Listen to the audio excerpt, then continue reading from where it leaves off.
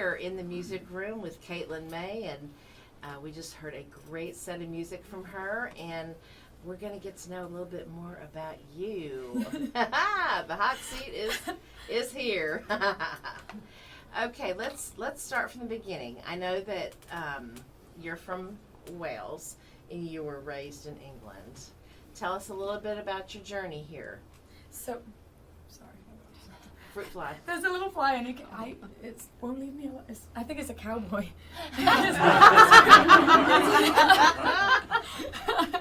Welcome it's to wearing a little hat. We're not all like that. Really, I just always knew that I wanted to move to the States from a very young age. I tell stories all the time where I would sing. I sang throughout my whole growing up and wrote songs. And back before I ever had an audience, before I ever played a show live, I used to sing to the postman. And he never asked me to sing to him. I bet he loved it. Poor guy, like, he's like, I'm just trying to do my job. I'm like, but I've learned a new song. You have to listen to it.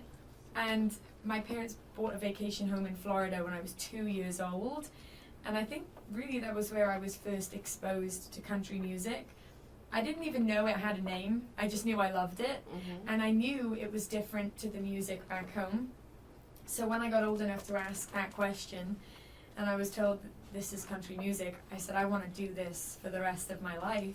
And I knew that maybe 4, 5, 6 years old. Wow. And I was already writing songs and that I got to share with my family and the postman. And then fast forward to years later. So during 2020 when COVID happened, I picked up guitar for the first time and learned to play. And it just opened so many doors for me. I really found that writing was so much easier because before I would write a cappella, so I would have a melody and I'd have the words, mm-hmm. and I would go into a studio and produce the songs. But all of this is a much more lengthy process. When you have a guitar and you write and the melody and everything is yours and you're playing, you could go and play a show with those new songs tomorrow. Right. Or today. Mm-hmm. And rather than waiting months for production and mixing and mastering to all be completed. So I just realized I could share the songs so much faster. And it made Nashville possible, mm-hmm. because everybody in Nashville plays guitar. If they sing, they usually play. And I was able to get up on all those stages and do the same. And it was a dream come true to be able to do that and for my parents to be there through all of that. And then I told them, I'm not waiting any longer. I'm going to move to Nashville. And wow. I think we really planned to move together as a unit. Mm-hmm. But I just felt like it was time, and I had to go, and I had to be in the city, and I had to write songs and be in Music City. Mm-hmm. Be inspired by the place and the people. And it meant that I got to hit the road and tour and come to places like Texas, uh-huh. and so many places I had never been before. And it has just been the experience and the journey of a lifetime. And it's just the beginning. It's just the beginning. Yes, ma'am. Now, you have siblings, I understand. Are any of them musical or writers or musicians? Definitely not in the music space, although they do love music. They love listening to music, mm-hmm. but it would probably be their worst nightmare to be on a stage and sharing music with other people.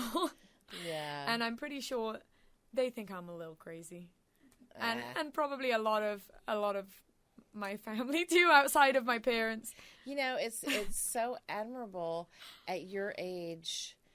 I mean, you came across the pond, so to speak, basically by yourself to establish yourself and to chase your dream. And just the fact that you knew what you wanted to do when you were that young and you stuck with it. Because, you know, we all say, yeah, I want to be a nurse or I want to be a doctor or this, that. It doesn't happen. But you knew. It was just built within you. Yeah. Such a passion. That's great. It felt like knowing what I wanted to do was so loud that it couldn't be ignored. Doing something else with my life would have been painful because I knew what I was supposed to do. Right. And the fact that I get to do it and that people actually want to listen and will listen.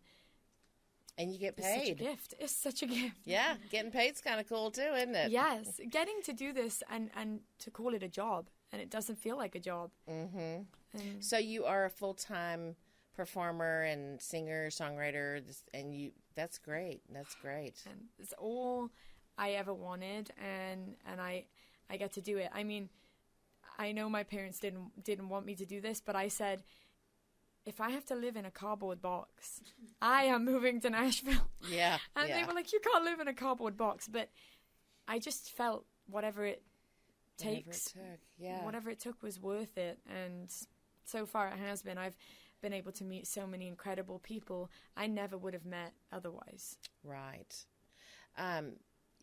You're quite the vocalist. Did you have professional training, or are you just all self-taught and that was your gift? And I always loved to sing, and for the longest time I did not have professional training. But I would get sore throats a lot, and so I went to the doctors, and they did a test and said that I had misaligned vocal cords, and I would never be a singer. I would never be able to call that a job, that it might be a hobby, but I wouldn't be able to do it full time. And I said, watch me.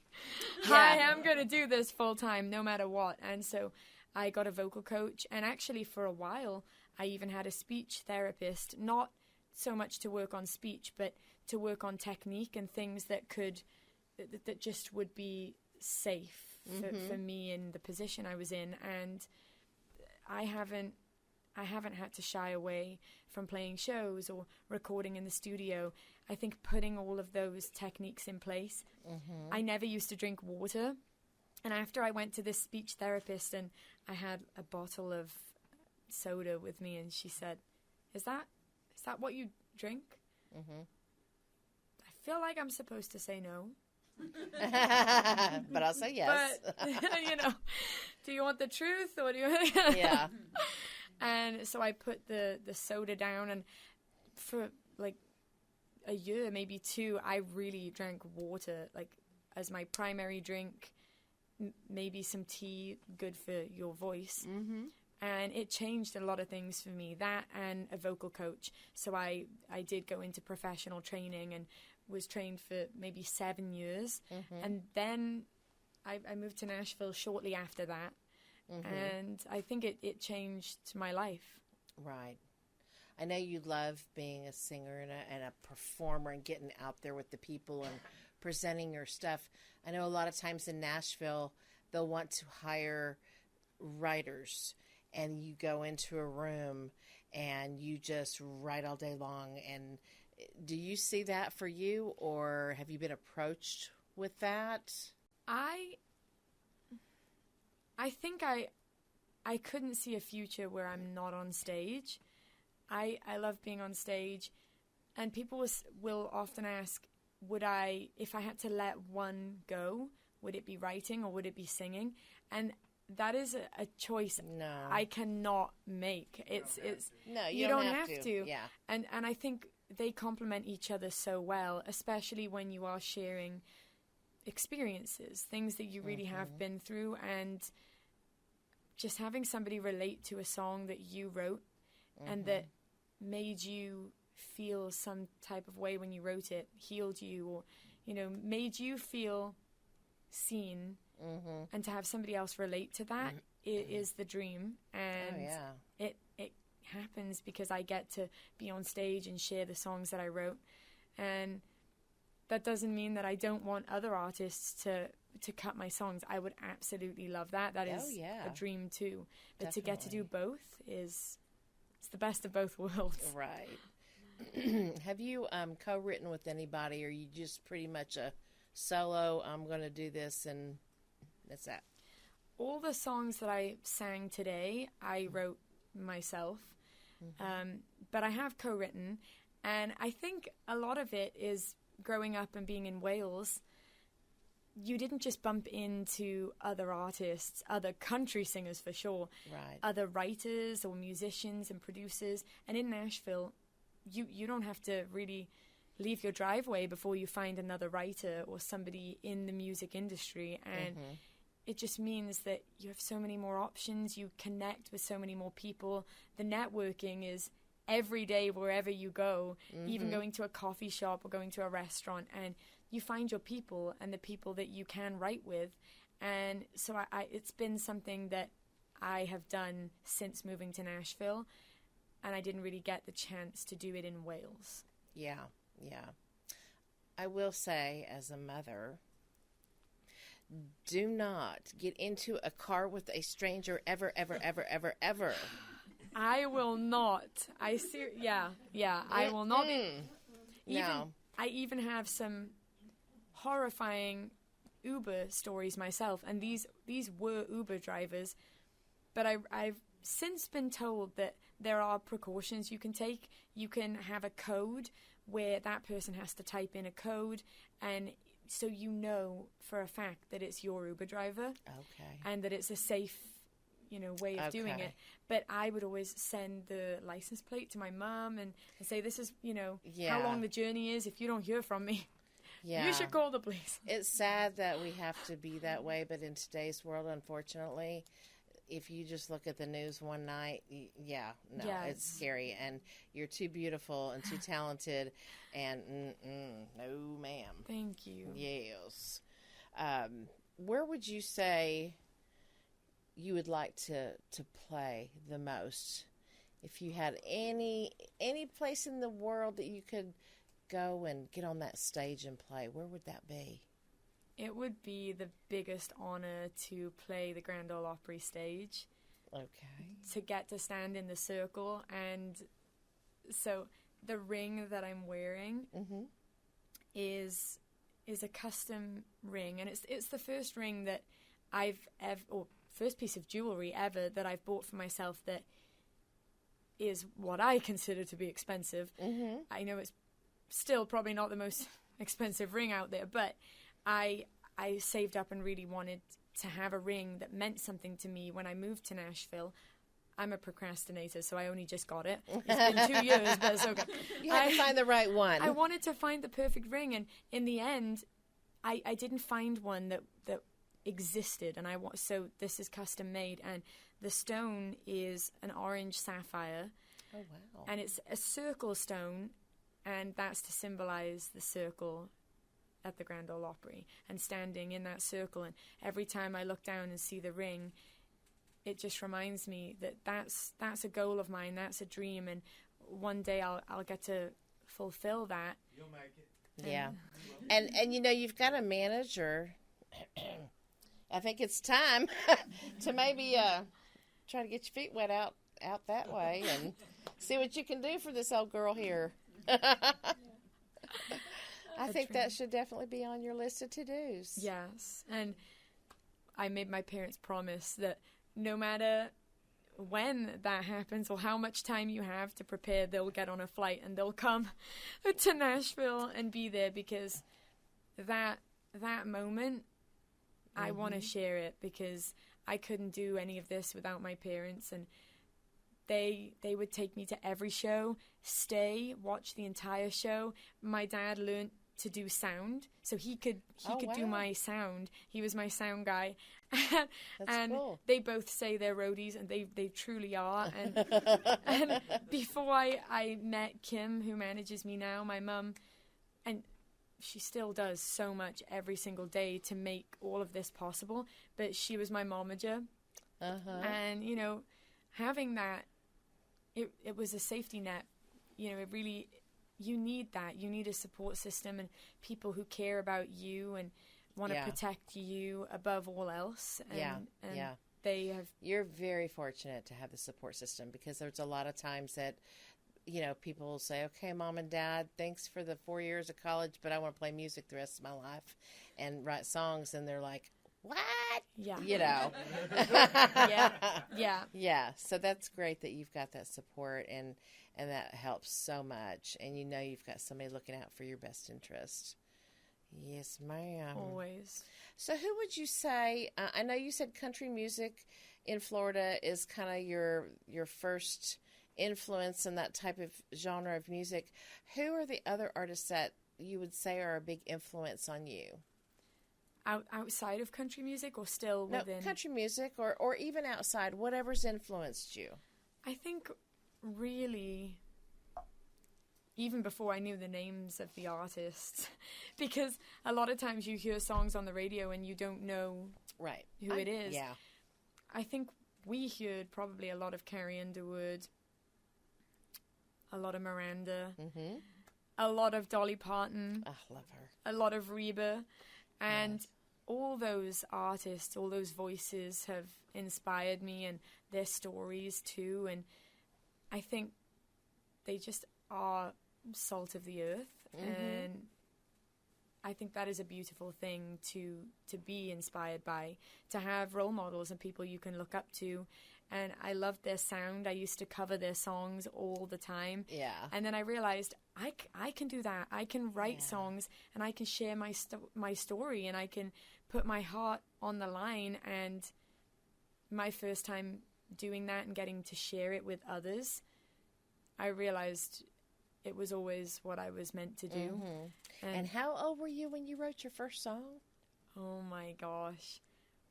Probably like 7?